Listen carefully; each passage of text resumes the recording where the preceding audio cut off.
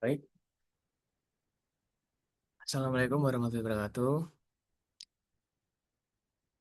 Izinkan saya memperkenalkan diri terlebih dahulu. Perkenalkan, nama saya Nando Uda Prasetya dari kelas PKO B dengan nomor NIM akhiran 042. Jadi, pada kesempatan kali ini saya akan mempresentasikan kasus tentang pelanggaran UU IT, revisi dan pedoman implementasi UU IT 2021 sampai dengan 2023.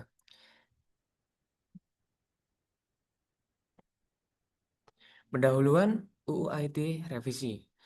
Latar belakang regulasi digital UU IT atau Undang-Undang Informasi dan Transaksi Elektronik merupakan landasan hukum utama yang mengatur informasi elektronik dan transaksi digital di Indonesia. Revisi 2021 menjadi sangat penting untuk menyesuaikan regulasi dengan perkembangan teknologi digital yang semakin pesat dan kompleks. Selanjutnya ada poin-poin utama revisi UU IT 2021. Perubahan substansial dalam revisi. Yang pertama ada penghapusan pasal karet atau ketentuan yang tidak jelas untuk mencegah penyalahgunaan hukum. Kedua, penegasan definisi ujaran kebencian dan pencemaran nama baik yang lebih spesifik. Yang ketiga, peningkatan perlindungan data pribadi warga negara Indonesia. Yang keempat, penyesuaian sanksi pidana dan administratif yang lebih proporsional.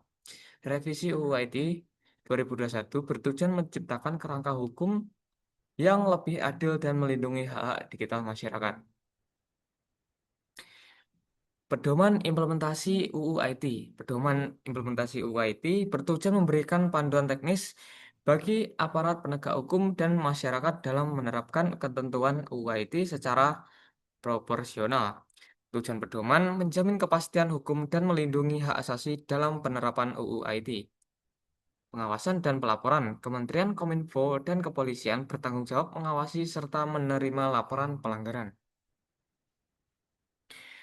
Timeline perkembangan UU IT 2021, revisi UU IT disahkan. Revisi UU IT resmi disahkan oleh DPR RI, menghapus pasal karet dan memperjelas definisi pelanggaran digital. Yang kedua, 2021 sampai dengan 2023, yaitu implementasi bertahap. 2021 sampai 2022 sosialisasi dan pelatihan pedoman. 2022 kasus pelanggaran utama mulai muncul. 2023 evaluasi dan pembaruan pedoman implementasi. Statistik kasus pelanggaran UU IT. Jumlah laporan per tahun 2021 ada 1.234 laporan, 2022 ada 1.856 laporan, dan 2023 ada 2.341 laporan. Terjadi peningkatan signifikan setiap tahunnya. Kategori pelanggaran umum, pencemaran nama baik 35%, penyebaran hoaks 28%, ujaran kebencian 20%, pelanggaran privasi data 12%, dan lainnya hanya 5%.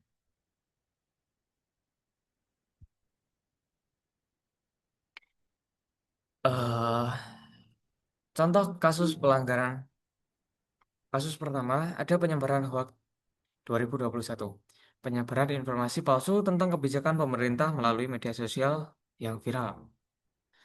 Kasus kedua, pencemaran nama baik 2022. Tuduhan tidak berdasar terhadap individu melalui postingan media sosial yang tersebar luas. Contoh kasus pelanggaran 3 dan 4. Kasus ketiga, ujaran kebencian SARA.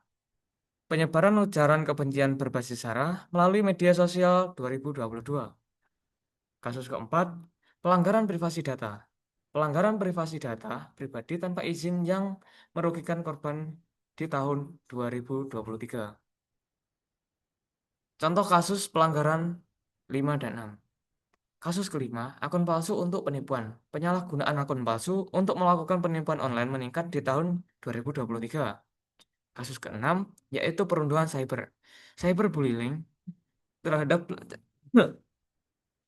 cyberbullying terhadap pelajar melalui media sosial menjadi perhatian serius di tahun 2023. Tantangan implementasi yaitu implementasi UU IT menghadapi berbagai hambatan yang memerlukan perhatian serius dari semua pemangku kepentingan, pemahaman dan teknologi. Kurangnya pemahaman masyarakat tentang UU ITE dan kompleksitas teknologi digital yang berkembang sangat cepat.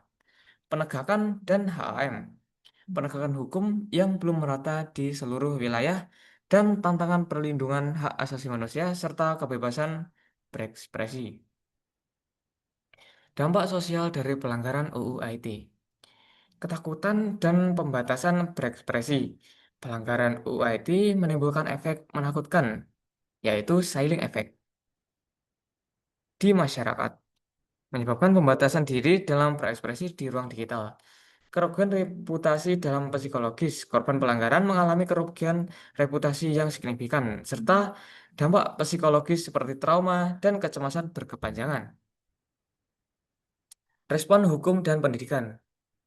Penegak hukum, penindakan kasus pelanggaran UU IT dan pemberian sanksi pidana maupun administratif kepada pelanggar. Untuk pendidikan, sosialisasi pedoman UU IT, literasi digital, dan pelatihan etika online untuk masyarakat. Rekomendasi untuk pendidikan dan masyarakat, langkah-langkah strategis, itu ada peningkatan literasi digital di sekolah melalui kurikulum yang terintegrasi dan pelatihan guru secara berkala. Sosialisasi pedoman UU IT secara rutin kepada masyarakat melalui berbagai media dan platform komunikasi, pembinaan etika penggunaan media sosial, dan kolaborasi aktif antara lembaga pendidikan dengan penegak hukum untuk pengawasan efektif. Ringkasan dan intisari, kerangka hukum yang lebih jelas, UU IT revisi memberikan kerangka hukum yang lebih jelas untuk mengatur informasi dan transaksi elektronik di Indonesia. Tantangan dan solusi, kasus pelanggaran masih terus terjadi dan membutuhkan perhatian serius. Pedoman implementasi menjadi alat bantu pengawasan dan edukasi. Sekian eh, presentasi dari saya dan materi kasus yang terjadi di Indonesia untuk pelanggaran UU ITE. Sekian dari saya, kurang lebihnya mohon maaf. Wassalamualaikum warahmatullahi wabarakatuh.